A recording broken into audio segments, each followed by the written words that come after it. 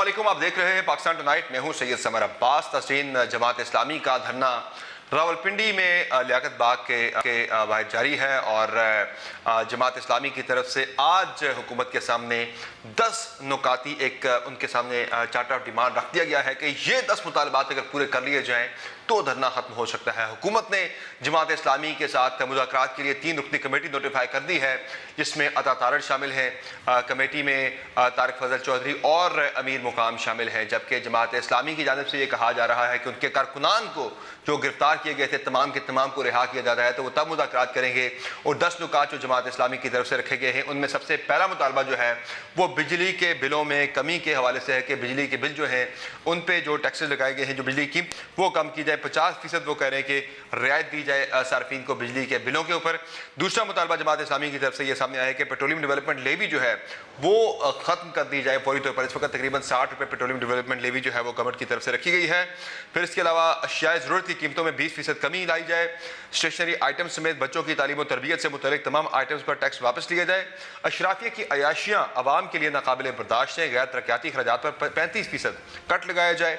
IPPs के साथ capacity payment और डॉलर में अदायगी का मुआहिदा ख़त्म किया जाए। ज़राअत और सनतों पर टैक्स का नाजायज़ नाकाबिले बर्दाश्त बोझ 50% कम किया जाए। सनत, तजारत और सरमायाकारी को यकीनी बनाया जाए ताकि मुआशी पहिया चले और नौजवानों को रोज़गार मिले। आखिरी मुतालबा गरीब तनख्वाहदार तबके पर टैक्सों का ज़ालिमाना बोझ वापस लिया जाए और मराज याफ्ता तबके से टैक्स वसूल किया जाए। तो ये 10 नुकाती एक चार्टर ऑफ डिमांड है जो कि जमात इस्लामी की तरफ से पेश किया गया है। वज़ीर दाखिला मोहसिन नकवी की जानिब से 3 मरतबा रब्ता हो चुका है लियाकत बलोच के साथ और जमात इस्लामी की तरफ से तमाम तर जो जिम्मेदारियाँ हैं मुज़ाकरात की गवर्नमेंट के साथ वो लियाकत बलोच को तफवीज़ की गई हैं। कितने दिनों तक जमात इस्लामी बैठेगी इस्लामाबाद के अंदर? अगर ये डिमांड ज़ाहिर है इसमें कई डिमांड्स ऐसी हैं कि जो कि गवर्नमेंट शायद फौरी तौर पे पूरी ना कर सके, जिस तरह से IPPs के साथ नेगोशिएशन का मामला है वो ऐसी एक ऐसी चीज़ है कि जो फौरी तौर पे नहीं हो सकती। PDL जो है वो IMF की तरफ से एक शराइत में थी, वो तब जाके पेट्रोलियम डेवलपमेंट लेवी लगाई गई थी, वो वापस फौरी तौर पर नहीं हो सकती। कई ऐसी चीज़ें हैं जो कि फौरी तौर पर नहीं हो सकती हैं। तो जमात इस्लामी कब तक बैठेगी इस्लामाबाद के अंदर, अगला लाएमल क्या होगा, ये बात करेंगे जमात इस्लामी के नायब अमीर जनाब लियाकत बलोच साहब से। बहुत शुक्रिया लियाकत बलोच साहब, आपने प्रोग्राम में ज्वाइन किया।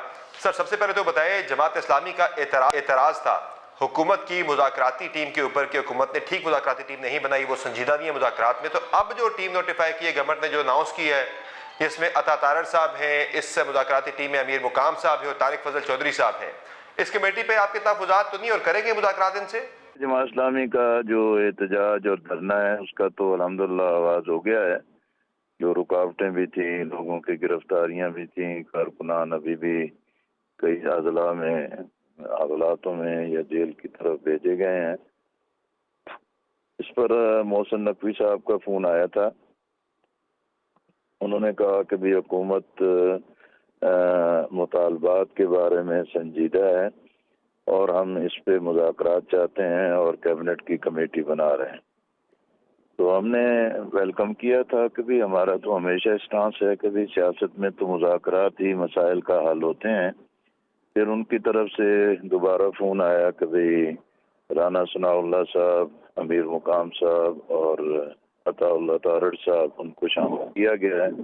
लेकिन अब मसला ये है कि राना सनाउल्लाह साहब मुल्क से बाहर हैं।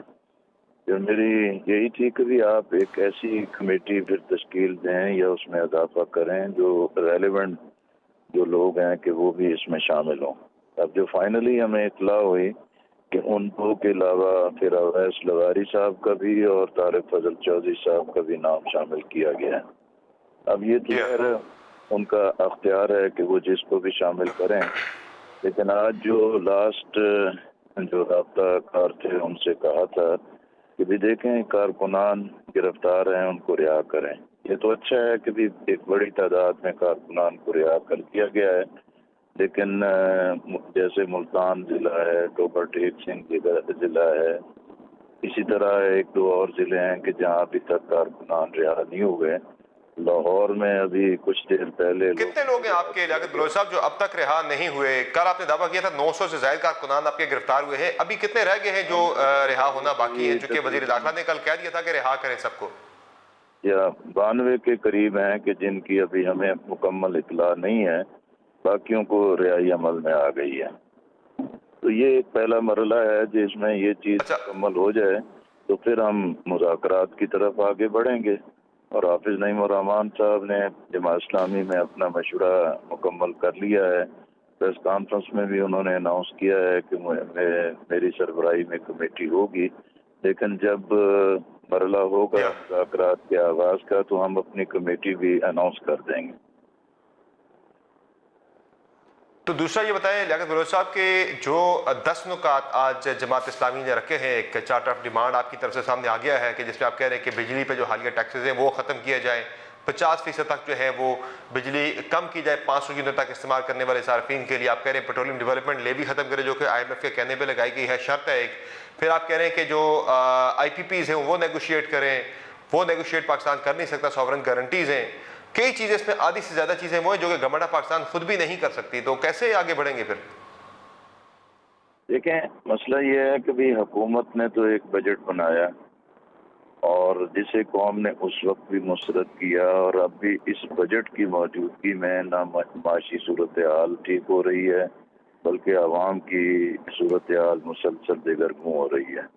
بجلی کے بل ادا کرنا، پٹرول کی قیمت کو برداشت کرنا، صنعت، تجارت، سرمایہ کاری اور زراعت کے لیے ایک تباہی کی شکل بن گئی ہے.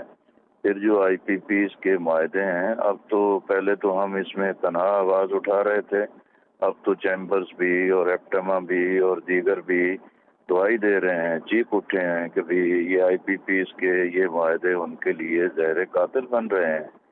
اسی طرح جو تنخواہ دار طبقہ ہے، تنخواہ دار طبقے پر جو نئے ٹیکس عائد کر دیے گئے ہیں اس سے تو ان کے لیے زندگی گزارنا ناممکن ہے. غریب تو پہلے پسا ہوا تھا، اب سفید پوش طبقہ اور مڈل کلاس طبقہ جو ہے کہ وہ اپنے تباہی کے آخری کنارے پر دھکیلا جا رہا ہے. صحیح. کوئی تو ہو کہ جو ان لیاقت بلوچ صاحب یہ بتائیں مسائل کہ پر پیچیدگی سے آواز یہ بتائیں سر کہ اب اور اس کے لیے اپنا پورا لائحہ عمل بھی ان کے جی سامنے رکھیں گے کہ ہمارے پیش نظر کیا ہے. تو سر یہ بتائیں کہ اگلا رائے عمل اب آپ کا ہے کیا؟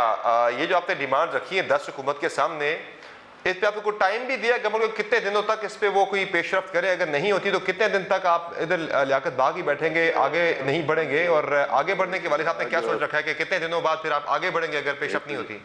دیکھیں الٹیمیٹ تو ظاہر ہمارا ڈکلیئرڈ سٹانس تو یہی ہے کہ ہم ڈی چوک کی طرف جائیں گے، اور اسلام آباد ظاہر ہے عوام کا شہر ہے، پاکستان کا دارالحکومت ہے، پارلیمنٹ وہیں موجود ہے، حکومت وہیں موجود ہے.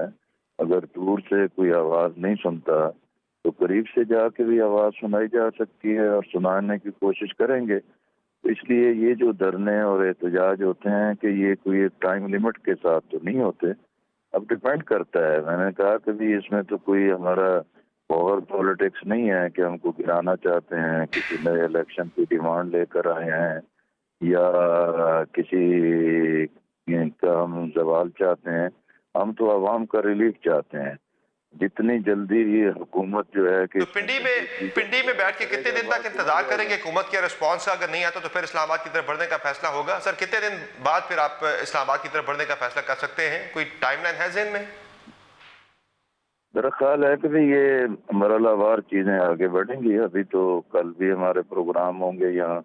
منڈے کو خواتین ایک بہت بڑی تعداد میں آئیں گی کہ اصل مسئلہ تو خواتین کا ہے کہ جن کے گھر کے چولہے نہیں چل رہے، وہ اپنی اولاد کی ٹھیک طریقے سے پرورش نہیں کر رہے، اور گھروں کے اندر ایک فساد ہے، گھروں کے اندر جو ایک کشمکش جو ہے کہ وہ بڑھتی چلی جا رہی ہے. ہم تو ملک کو انارکی سے بچانا چاہتے ہیں، اس لیے میں اس کی ٹائم لیمٹ کی تو میں کوئی حد مقرر نہیں کر سکتا. دوسرا یہ بتائیں سر کہ آگے آپ کے اس احتجاج میں باقی جماعتیں بھی کوئی شامل ہونے جا رہی ہیں یا جماعت اسلامی کا ایکسکلوسیو یہ ایونٹ رہے گا؟ کیونکہ آپ ایک تحریک انصاف نے جو اتحاد بنا رکھا ہے، تحریک تحفظ آئین پاکستان، آپ اس کا حصہ بھی ہیں اتحاد کا، تو اس اتحاد میں شامل جماعتوں کو بھی دعوت دے رہے ہیں آپ؟ نہیں، ہم تو کسی اتحاد کا حصہ نہیں ہیں، لیکن ہمارا رابطہ موجود ہے. جہاں تک پولیٹیکل سٹانس ہے اس میں آئین کا تحفظ ہو، جمہوریت کا تحفظ ہو، شفاف انتخابات ہوں، اور پاکستان کے عوام کے بنیادی انسانی بشری حقوق کا تحفظ ہو. ان چیزوں پر ہمارا اتفاق ہے، لیکن یہ ایسا مسئلہ ہے کہ جس پر ہم نے احتجاج کیا ہے، بدقسمتی سے باقی جماعتیں جو ہیں کہ جو ماضی میں حکمران رہی ہیں یا اس وقت حکمران ہیں، ان کو عوام کے ان مسائل سے کوئی سروکار نہیں ہے. اگر کوئی آتا ہے ہم ویلکم کریں گے. بشمول تحریک انصاف کے سر آپ جو بات کر رہے ہیں کہ ان کو نہیں ہے پرواہ؟ جی میں اپوزیشن کی پارٹیز کی بات کر رہا ہوں کہ جس میں تحریک انصاف اس وقت ایک لیڈنگ پارٹی ہے اپوزیشن کے اندر، ان کی آپ بات کر رہے ہیں؟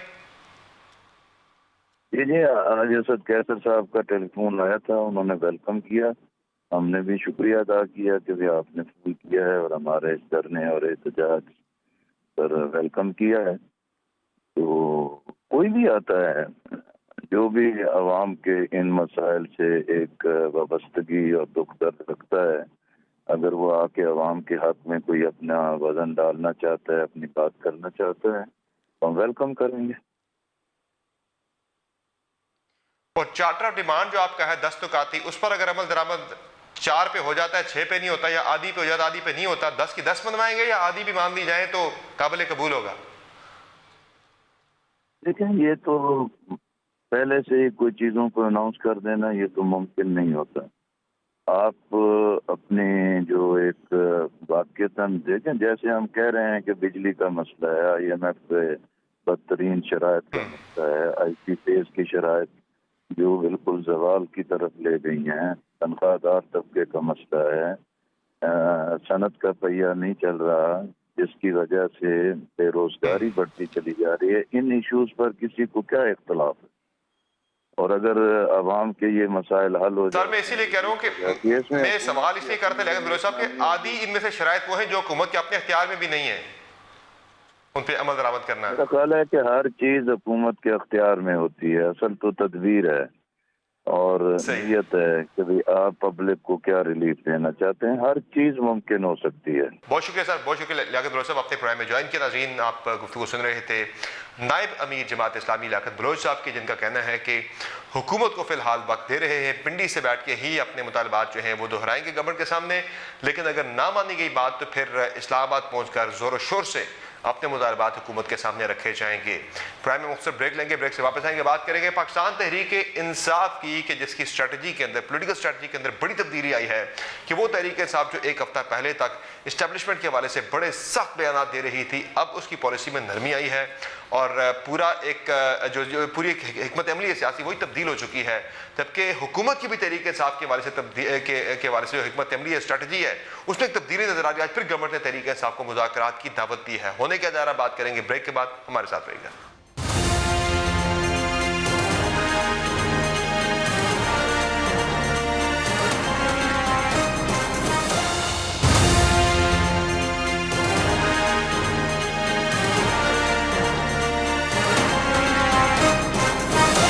ویلکم بیک ناظرین، پروگرام میں بات کریں گے پاکستان تحریک انصاف کے حوالے سے.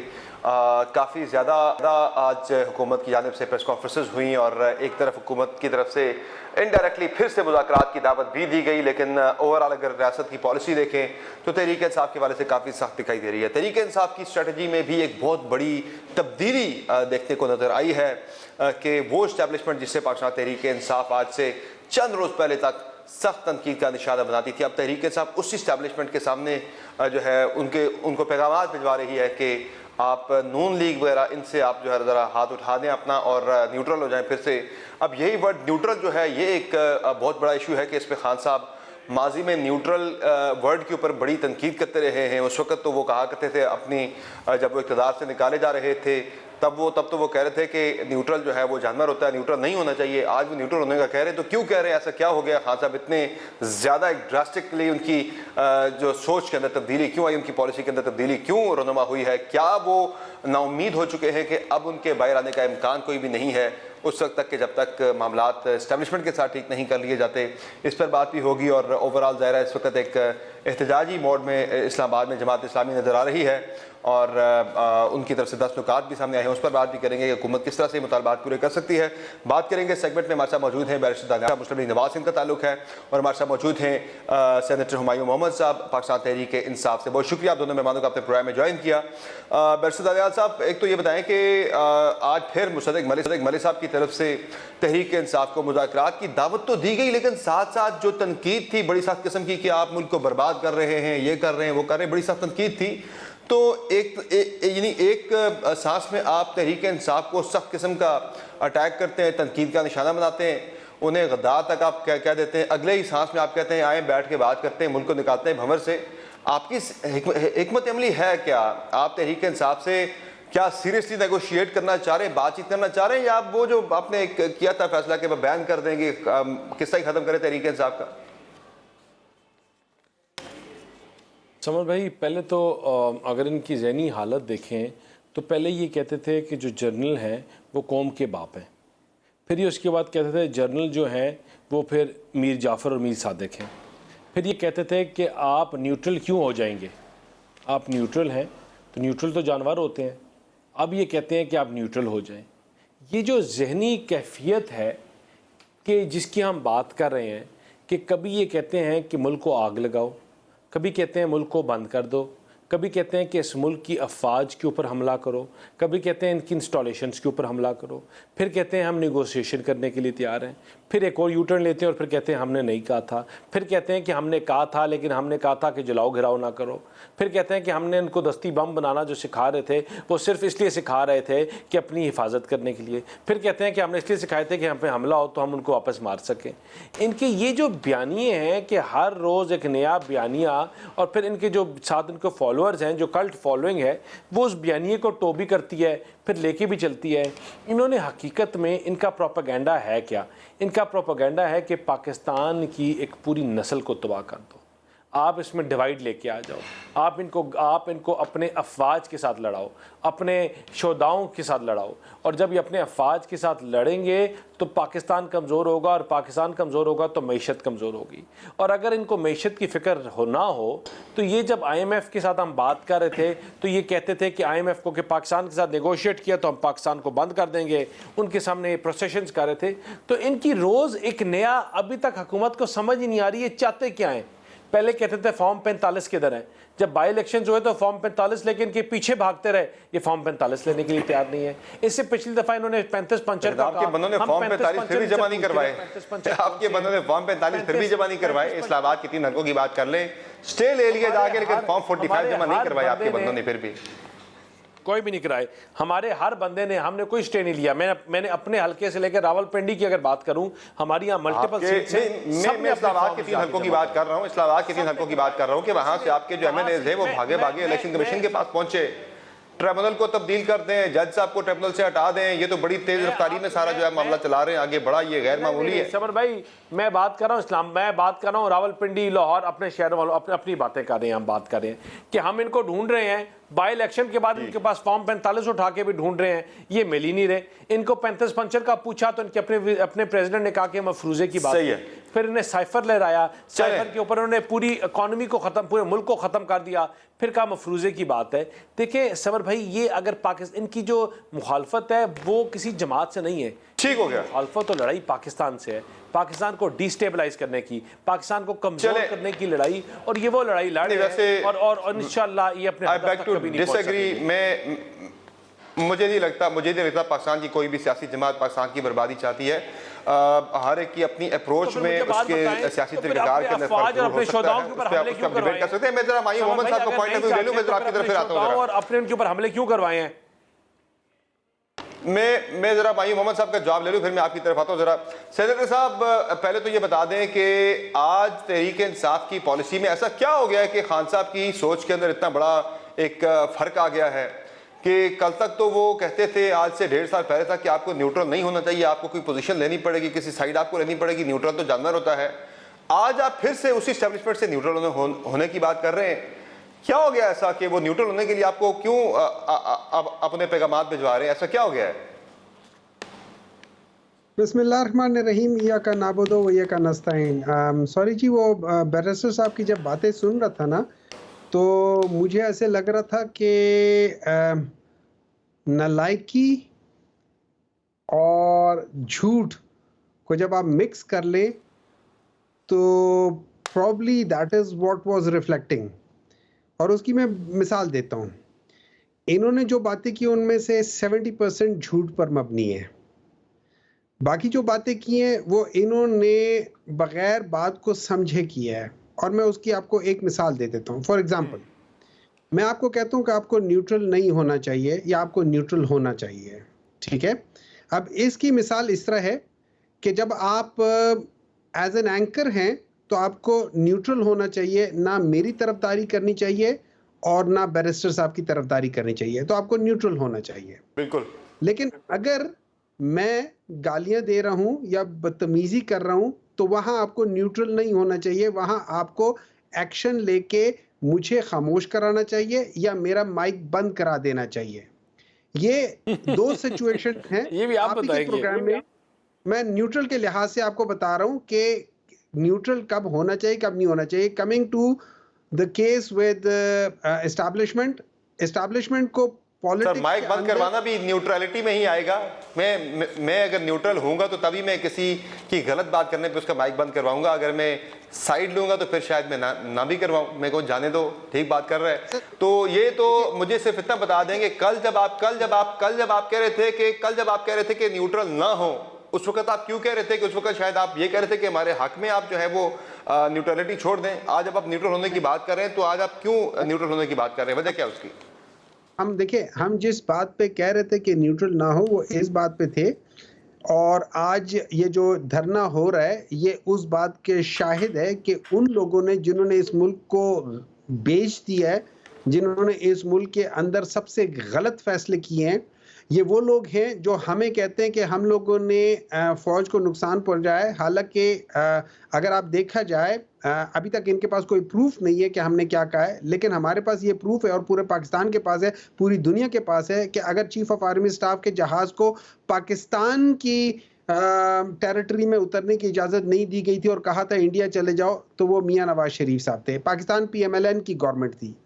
اگر انڈیا کے اندر جا کے یہ کہا گیا تھا کہ پاکستان سے سارے اٹیک ہو رہے ہیں تو وہ ان کی گورنمنٹ کے دوران میں کہا گیا تھا. اگر انڈیا والوں نے یہ کہا تھا کہ ہم لوگوں نے پاکستان میں انویسٹمنٹ کی ہے ان پولیٹکس میں، پولیٹیکل لیڈرز میں، تو وہ میاں نواز شریف کا نام دیا تھا. اگر لیکن ہمایوں محمد صاحب مسئلہ یہ آ رہا ہے مسئلہ یہاں پہ آ رہا ہے کہ آپ نے ایک بڑی ہی سخت قسم کی پوزیشن لی تھی. آپ کی پارٹی کے ٹویٹر اکاؤنٹ سے، آپ کی پارٹی کے سوشل میڈیا اکاؤنٹ سے سخت قسم کے ٹویٹ، سخت قسم کے بیانات جو ہیں وہ جاری ہوئے ملٹری لیڈرشپ کے خلاف. اور اس کے ایک ہفتے بعد ہی آپ ان کو پیغامات بھیج رہے ہیں صلح کے، بات چیت کے، نیوٹرل ہونے کے آپ پیغامات بھیج رہے ہیں. اس سے نون لیگ جو ہے وہ کہہ رہی ہے کہ آپ لوگ این آر او مانگ رہے ہیں. آپ این آر او مانگ رہے ہیں. وہ آج میں 4 پریس کانفرنسیں سنی ہے میں نے، عظمہ بخاری ہو گئی، امیر مقام ہو گئے، مصدق ملک ہو، سارے وہ کہہ رہے ہیں آپ این آر او کے لیے گھٹنے ٹیک رہے ہیں وہاں جا کے.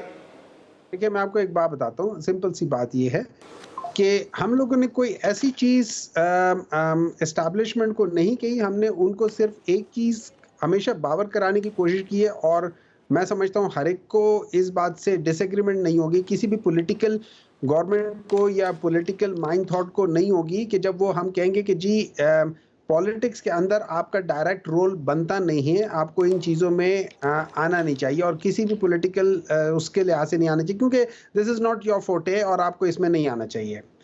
اب رہی بات یہ کہ کس نے نہیں آرمی کو اپنے ٹائم پہ یا اس ٹائم پہ یا اس ٹائم پہ آرمی کے ساتھ سینگ نہیں اٹکائے، وہ ہر جگہ پہ کیا ہے. پی ایم ایل این ہے. یہ یاد رکھیے پاکستان مسلم لیگ نون وہ واحد پولیٹیکل پارٹی ہے جنہوں نے سٹارٹ سے لے کے آج تک 9 پولیٹیکل گورنمنٹس کے خلاف، ان کے پرائم منسٹر کے خلاف ڈائریکٹلی یا انڈائریکٹلی انہوں نے ان کے پرائم منسٹرز ہٹوانے میں ہاتھ ان کا ہے.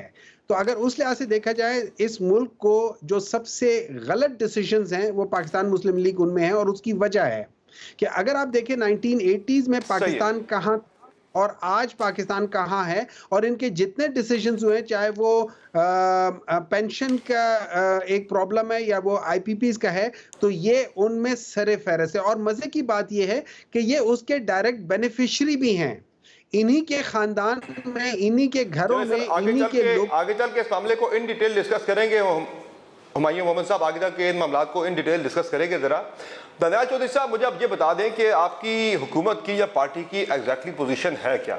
خان صاحب کے سٹاف میں تو کافی حد تک نرمی ہمیں دکھائی دی ہے، آپ کی ایگزیکٹ حکمت عملی ہے کیا، سوچ کیا ہے؟ کیا ابھی بھی آپ تحریک انصاف کے ساتھ انگیج کرنا چاہتے ہیں، یا آپ معاملات پوائنٹ آف نو ریٹرن پر پہنچ چکے ہیں کہ جہاں آپ انہیں بیان کرنے کی، آرٹیکل 6 لگانے کی باتیں کر رہے ہیں؟ حکمت عملی ایگزیکٹلی ہے کہ آپ کی آج مصدق بلی صاحب کی باتوں سے تو لگ رہا تھا کہ شاید پھر آپ کوئی مذاکرات یا بات چیت کی طرف جانا چاہ رہے ہیں؟ دیکھیں جی، ایک چیز تو بڑی کلیئر ہے کہ آپ ان سے بات کیا کرتے ہیں، جواب کیا دیتے ہیں، یہ کیونکہ ان کے پاس چیزوں کا جواب ہے ہی نہیں، اور ان کو نہ ریئلٹی پتہ ہے، نہ یہ ریئلٹی کو سمجھنا چاہتے ہیں.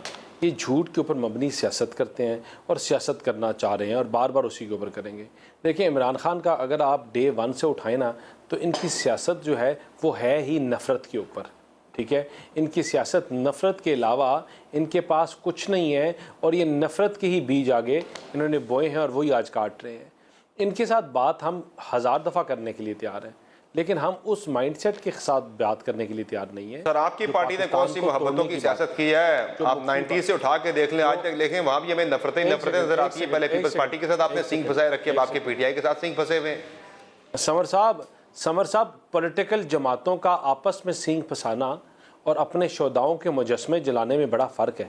پولیٹیکل پارٹیز کا اپنی آپ ساتھ ڈیفرنسز ہونا اور اپنے شہداؤں کی شہادتوں کا مذاق اڑانا بڑا فرق ہے. اب پولیٹیکل پارٹیز کا اپنی باتوں میں ڈیفرنسز ہونا ایک جگہ ہے، لیکن آپ کے ملک میں جہاں لوگ روز شہید ہو رہے ہیں اور ان شہادتوں کے ذمہ داروں کو پکڑنے کی جب بات آتی ہے یا ان کے خلاف آپریشن کی بات آتی ہے، تو آپ یہ کہنا کہ ہم اپنی فوج کے خلاف ہیں، اس میں بڑا فرق ہے. اس کو آپ کنفیوز نہ کریں، اور اس چیز کو دیکھیں. ہم یہی تو بات کرتے ہیں، یہ ان کی مائنڈ سیٹ ہے چیزوں کو وہ تو کل ہی خان صاحب کا بیان آیا ہے، جو حلیمہ خان صاحب کا تھرو آیا، وہ یہ کہہ رہے ہیں ہماری اپنی فوج ہے. وہ تو جیل سے بیٹھ کے خان صاحب تو کہہ رہے ہیں ہماری اپنی فوج ہے. ہم تو قطعاً ایسا نہیں سوچ رہے کہ فوج کو عوام کے آمنے سامنے لا کھڑا کیا جائے. وہ کہہ رہے ہیں ہم تو اس چیز کی سوچ کے بڑے خلاف ہیں. ایک سیکنڈ، وہ تو کہہ رہے ہیں ہماری اپنی فوج ہے. کون سی ان کی اپنی کس کی، اور کون سی اپنی فوج ہے جس کے خلاف یہ مظاہرے کر رہے تھے؟ امریکہ میں مراد پاکستان کی آئی ایم ایف ان سے نیگوشیٹ نہ کرے. یہ اس فوج کے ایک سیکنڈ یا اس پاکستان کی جو دنیا کو بتاتے رہے کہ یہ کرپٹ ترین ملک ہے، یہاں سوائے کرپشن کے کچھ نہیں ہے، جہاں پاکستان کی انٹرنیشنل ایئر لائنز کو جس ملک کی انہوں نے ویران بس بنا دیا، یا اس ملک کی بات کر رہے ہیں؟ یا نہ آج تک اپنی فوج کے ساتھ سنسیئر ہوئے، نہ یہ اپنے ملک کے ساتھ ہوئے. اور اگر ہوتے تو جب تمام پارٹیز کہتی تھی بیٹھ کے پاکستان کے لیے بات کرتے ہیں، آئی ایم ایف کا ڈائلاگ ہو رہا ہے غریب بے روزگار مزدور کی مہنگائی کے لیے بات کرو، آپ پاکستان سے مہنگائی کی کمی کی جائے اس کے اوپر بات کرو، تو یہ آئی ایم ایف کی بلڈنگ کے باہر کھڑے ہو کے پتلے نہ جلاتے کہ پاکستان سے نیگوشیٹ کیا تو ہم تم سے بات نہیں کریں گے، ہم تمہیں چلنے نہیں دیں گے. یہ نہ ہوتا کہ آپ کے افواج، آپ کے 160 لوگ جانے دے چکے ہیں. تو سر پھر وہ مجھے اسٹریٹجی بتا دیں کیا ہے؟ معاملات اب پوائنٹ آف نو ریٹرن پہ پہنچ چکے ہیں یا بات کی گنجائش ابھی بھی موجود ہے؟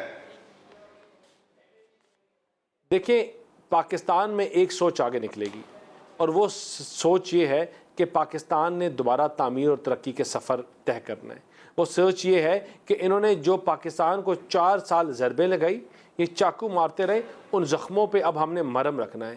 یا یہ سوچ آگے بڑھ سکتی ہے، اور یا جلاؤ گھراؤ، تقسیم، نفرت، مکتی بانی، شیخ مجیب الرحمان، یا یہ سوچ آگے نکل سکتی ہے. اور اس سوچ کو جو جلاؤ گھراؤ کی سوچ ہے، اس کو اب دفن کرنا پڑے گا، اس کو بند کرنا پڑے گا، اور یہ آگے نہیں نکل سکتی. تو اب جو دوسری سوچ ہے وہی آگے نکلے گی. دفعہ 144 لگا کے تو آپ ظاہر ہے دفن نہیں کر سکتے، دفعہ 144 کے ذریعے تو آپ دفن کر نہیں سکتے، ایک حد تک آپ کر سکتے ہیں، روک سکتے ہیں. صحیح ہے، آپ کے پاس تو ایک ہی ٹول ہے، دفعہ 144 ہے، آرٹیکل 6 ہے، یا پارٹی بین کرنا ہے، باقی تو کچھ بھی نہیں آپ کے پاس دفن کرنے کے لیے. ناظرین ہماری ڈسکشن جاری رہے گی پروگرام میں بیرسٹر دانیال صاحب سے اور ہمایوں محمد صاحب سے. ایک مختصر بریک کے بعد ہمارے ساتھ رہے گا.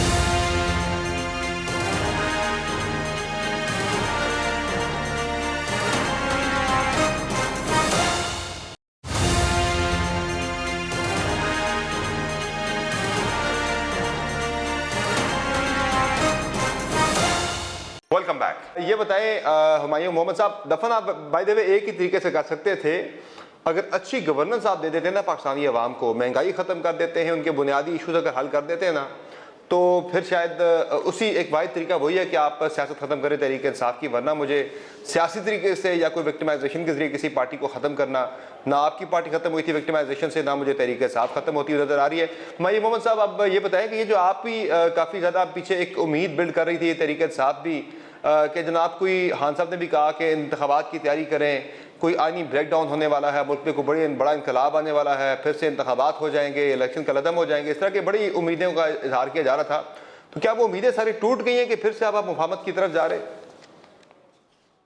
دیکھیں اس طرح ہے, میں چند ایک باتیں کہوں گا, کیونکہ اگر میں نے ان کے اس جھوٹ کا جواب نہ دیا تو پھر وہ ناانصافی ہو جائے گی, اور جب میں جھوٹ کا جواب دیا تو پھر یہ کہیں گے کہ سوال ایک پوچھتا ہے جواب دوسرا ہے. تو میں جلدی کروں گا. کیا عمران خان نے کبھی نہیں کہا اس سے پہلے کہ پاک فوج جو ہے میرے سے زیادہ امپورٹنٹ ہے اس ملک کے لیے؟ کیا مریم نواز کے جلسوں میں پاک فوج کے بارے میں نعرے نہیں لگے؟ کیا گجرانوالہ میں باہر سے لندن سے میاں نواز شریف صاحب نے فوج کے بارے میں باتیں نہیں کی؟ کیا میاں نواز شریف نے صاحب نے انڈیا جا کے حریت کانفرنس والے لوگوں سے ملنے سے انکار نہیں کیا؟ کیا اس ملک کو آئی پی پیز کا تحفہ پاکستان مسلم لیگ نون نے نہیں دیا؟ کیا امپورٹڈ کول اور امپورٹڈ گیس کے جو وہ لگائے تھے اور اس میں جو اتنا نقصان پاکستان کو ہو رہا ہے اس میں ڈائریکٹلی انوالو پاکستان مسلم لیگ نون نہیں ہے؟ ہم اس وجہ سے ان لوگوں کے ساتھ بات نہیں کرنا چاہتے, کیونکہ اگر آپ ہسٹری دیکھیں ان کی گروتھ اور پاکستان کی گروتھ انورسلی پروپورشنل ہے. بعض پڑھے لکھوں کو شاید پڑھے لکھوں کو سمجھ آ جائے گی, ان پڑھوں کے لیے میں دوبارہ ان کو سمجھ آ دیتا ہوں.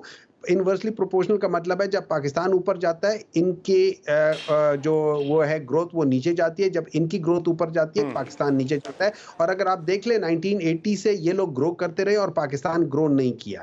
ٹھیک ہے, اب میں آپ کے بات بتا دیتا ہوں. دیکھیں بات یہ ہے, پاکستان نے آگے بڑھنا ہے اور پاکستان کو آگے بڑھنے کے لیے صرف ایک چیز ہے, وہ ہے فری فیئر ٹرانسپیرنٹ الیکشنز. جب تک فری فیئر ٹرانسپیرنٹ الیکشنز نہیں ہوں گے اس قسم کے یہ جو مینڈیٹ کا چوری اور بلیٹنٹلی چوری بلکہ ڈاکے کے لحاظ سے, اور یہاں تک کہ آپ کو پتہ ہے یہ اس قسم کے لوگ ہیں, انہوں نے اپنے کردار سے بتایا کہ جب ایک جگہ ایکسیڈنٹ ہوتا ہے تو وہاں پہ جو لوگ زخمی ہوتے ہیں یہ جا کے ان کی گھڑیاں بھی چوری کر کے جانے والے ہیں. یہ جو ہمارے جو ریزرو سیٹس ہیں نا, آپ یہ سمجھے کہ ہمیں جس طریقے سے ہمارے الیکشنز میں ہمارے ساتھ کیا ہوا, اس کے بعد جو ہمارے ریزرو سیٹ تھی یہ اس کو بھی چوری کر کے بالکل اسی طرح لے کر جا رہے تھے.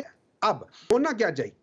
ہونا یہ چاہیے کہ ہمارے جتنے بھی یہ کیا کہہ سکتے ہیں ریزرو سیٹس ہیں یہ ہمیں واپس ملنی چاہیے. نمبر 2, جو ہم لوگوں کے ڈسپیوٹڈ ہیں ان کو الیکشن ٹریبونل میں جانے چاہیے اور ان کو فارم 45 جمع کرانے چاہیے, وہاں سے بھاگنا نہیں چاہیے. ٹھیک ہے, اچھا تیسری چیز, یہ چیزیں ہو جائیں گی تو پتہ چل جائے گا. لیکن اگر نہیں ہوتی ہے اور فرض کرے یہاں پہ ایک فیس سیونگ ہے, تو میں سمجھتا ہوں اس سے بہتر کوئی آنسر نہیں ہے کہ آپ اس الیکشن کو ری ڈو کر دیں. دو چیزیں ہونی چاہیے, یا اس الیکشن کی انکوائری ہونی چاہیے کون غلط تھا کس لحاظ سے کیا, جیسے سپریم کورٹ نے کہا ہے کہ الیکشن کمیشن نے غلط انٹرپریٹیشن کیا ہے آف آرٹیکل 51, غلط انٹرپریٹیشن کیا. سر وہ ریڈو کیسے ہوگا؟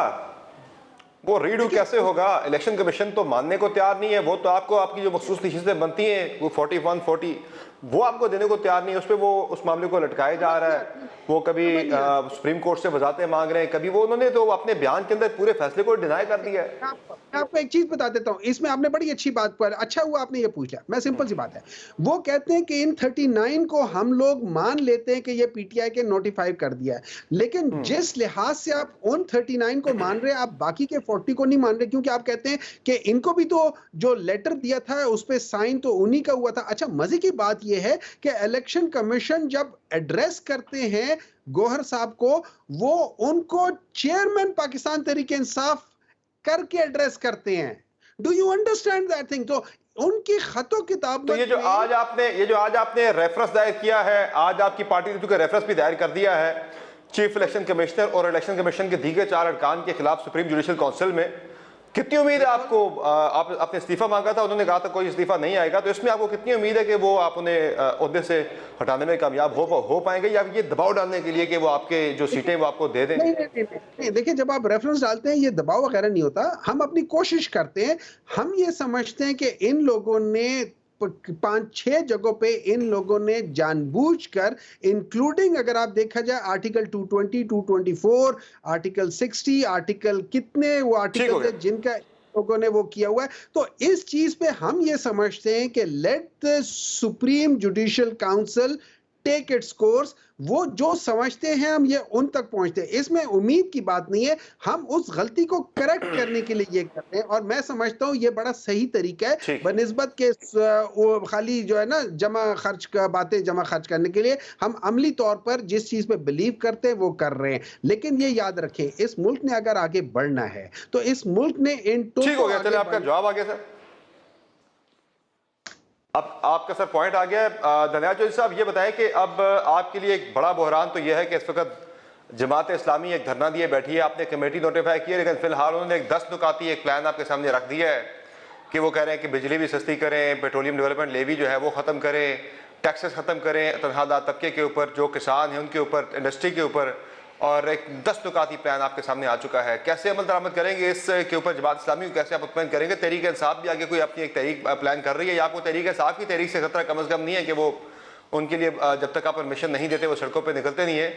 तो ये जो बातें भी हो रही है आगे कि आपकी हुकूमत के खात्मा हो सकता है, कोई 50-55 हल्के खुल जाते हैं अगर, तो वो आपके अगेंस्ट चल जाती, नंबर गेम सारी चेंज हो सकती है। कोई खतरात है आपको या कॉन्फिडेंट है कि कुछ भी हो जाए कम वक्त में मुद्दत पूरी कर लेंगे आराम से?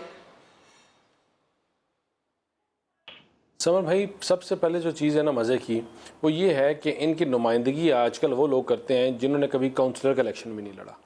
इनकी नुमाइंदगी वो लोग करते हैं जिन्होंने आज तक, जिनको आवाम के मसले ही नहीं पता, जो आवाम में कभी गए ही नहीं, जिनको लोगों के इश्यूज़ पता ही नहीं थे। इनके पास इन्होंने 11 साल से KPK में बैठे हुए हैं। इन्होंने क्या डिलीवर किया?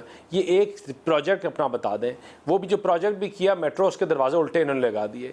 ये पाकिस्तान में 4 साल हुकूमत को कमज़ोर करते रहे, मुल्क को कमज़ोर करते रहे। आपने पाकिस्तान की हिस्ट्री में देखा कि इस तरह उतराव ऊंचाओ, कीमत ऊपर नीचे करते रहे, पता नहीं क्या क्या हाल, डॉलर किधर जाता रहा, चीज़ें क्या होती रही, ये सब लोगों ने देखा।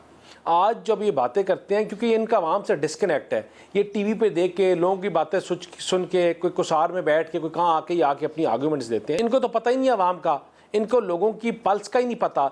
ये अगर आज जो है उन लोगों ने जो इनके साथ भी थे ना, उन्होंने इनको खैराबाद कर दिया बाई इलेक्शन में, इसीलिए 20 में से 19 सीटें ये हार गए। लोगों ने इनको वोट ही नहीं दिया, लोगों ने नफरत की सियासत को, जलाओ गिराओ की सियासत को खैराबाद कर दिया। ये एक रियलिटी है, और वो रियलिटी ये है कि बिजली के बिलों से, इसमें जो ख़ास तौर पे आजकल बिल्स आ रहे हैं, चीज़ें हैं, लोग बहुत परेशान हैं, लोग बहुत तंग हैं, लोग बड़े अपसेट हैं। लेकिन मुझे बताएं कि ये मुल्क जब भी बहरानों में मिला तो इस मुल्क को एक जमात नहीं निकाला। वो दहशतगर्दी में मिला, वो तारीखियों में मिला, या बुरे हालात में मिला, वो पाकिस्तान मुस्लिम लीग नून नहीं निकाला। और इंशाल्लाह आज भी इन बहरानों से पाकिस्तान मुस्लिम लीग नून ही निकालेगी। हम ही ये जो आज लोग आए हुए हैं, प्रोटेस्ट कर रहे हैं, इनके भी मसलों का हल हम नहीं निकालना है, और इंशाल्लाह हम बैठ के निकालेंगे। हम पाकिस्तान को वहाँ ही छोड़ के जाएंगे जहाँ 2016-17 में छोड़ के गए। ये मुल्क अपने कदमों पे फिर खड़ा होगा। ये IMF का आखिरी इंशाल्लाह प्रोग्राम होगा, और हम अपनी जिस तरह हम टैक्स बैंड बढ़ा रहे हैं, चीज़ें बेहतर कर रहे हैं, महंगाई की शरह में कमी आ रही है, ये जिस तरह बिजली के बिलों में और इनमें जो अभी तो बढ़ रही है, तीसरा हफ्ता मुसलसल बजट आने के बाद महंगाई बढ़ रही है, किसने कहा कमी आ रही है महंगाई के अंदर? ठीक है, नहीं आप अगर चलिए आपका पॉइंट आ गया सर। आई होप कि चीजें बेहतर हो पाकिस्तान के लिए, कमी आई है। लेकिन इन तमाम चीजों में अभी ये जो आपने बजट में आवाम पे आपने जो बिजली गिराई है ना जनाब, उसके बाद मुसलसल तीसरा हफ्ता महंगाई बढ़ रही है। ठीक है, चलिए बिजली के बिलों की बात अल्लाह करे पाकिस्तान के लिए बेहतर हो, जो भी आप कह रहे हैं काम कर रहे हैं। ठीक है, हम काम करेंगे और हम ही ठीक करेंगे। हुमायूं मोहम्मद साहब मुझे फाइनली, ठीक है हुमायूं मोहम्मद साहब फाइनली मुझे ये बता दें कि एक एपेक्स कमेटी का इजलास होता है जहां बैठ के ऑपरेशन के बारे से फैसला होता है कि ऑपरेशन अज़्म इस्तेहकाम होगा। अब ऑपरेशन अज़्म इस्तेहकाम के बारे से भी बड़ा वाज़ेह तौर पर DGI ISPR की तरफ से भी और वज़ीर आज़म की तरफ से भी वज़ाहत कर दी गई है कि कोई काइनेटिक ऑपरेशन नहीं हो रहा, किसी किस्म की लोगों की नकल मकानी नहीं हो, इसमें नहीं होनी, लोग बेघर नहीं होंगे। तो कोई ऐसा एरिया पाकिस्तान के अंदर नहीं है कि जहाँ पे पाकिस्तान की रियासत की रिट ना हो, ऐसा कोई मामला, कोई बड़ा काइनेटिक ऑपरेशन हमें चाहिए ही नहीं है। तो फिर क्यों आपके जो वज़ीर आला हैं खैबर पख्तूनख्वा के अली अमीन गंडापुर साहब, वो वहाँ से बैठ गए थे कोई ऑपरेशन में नहीं करने दूंगा, यहाँ पे पुलिस करेगी, ये करेगी, वो करेगी। इस तरह के मामलात को, सेंसिटिव इशूज़ को क्यों पॉलिटिसाइज किया जा रहा है? देखिए ये सवाल आपको बनता है उन्हीं से पूछे। मैं किसी सच किसी ऑपरेशन के खिलाफ नहीं हूँ अनटिल अनलेस वो उधर के जो अवाम है या उनके रिप्रेजेंटेटिव के साथ पूरी तरह डिस्कस ना हो जैसे पहले होता रहा है। रही बात ये कि 1 मिनट लूंगा आपका कि जैसे अभी बैरिस्टर साहब ने कहा कि इन लोगों ने कुछ नहीं किया। इनको असल में इनको प्रोग्राम से वो नजर आते हैं जिनके अंदर पैसे हो।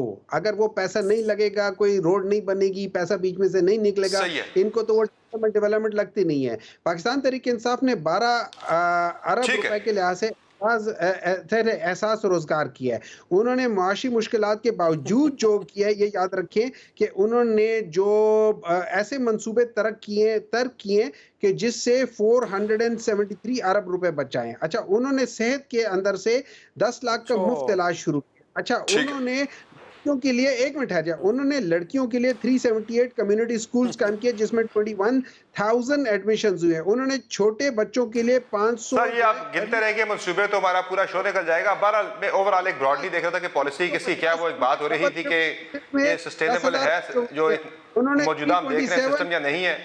चले ठीक सर, आपका पॉइंट आ गया है। माजरत खाओ के सेगमेंट का टाइम खत्म हो गया, प्रोग्राम का टाइम खत्म हो गया है। बहुत शुक्रिया भाई मोहम्मद साहब आपका और बैरिस्टर दनियाल साहब आपका अपने प्रोग्राम में ज्वाइन किया।